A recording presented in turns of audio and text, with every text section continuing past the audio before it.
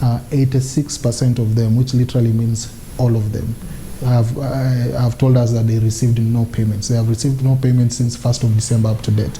And these are the hospitals where people are going for outpatient services by law, because we have limited outpatient cover to level 2 and level 3. There has been delays in implementing capitation for the level 2 and 3 facilities, creating financial instability. Timely capitation payments will provide predictable financing for these facilities and ensure continuity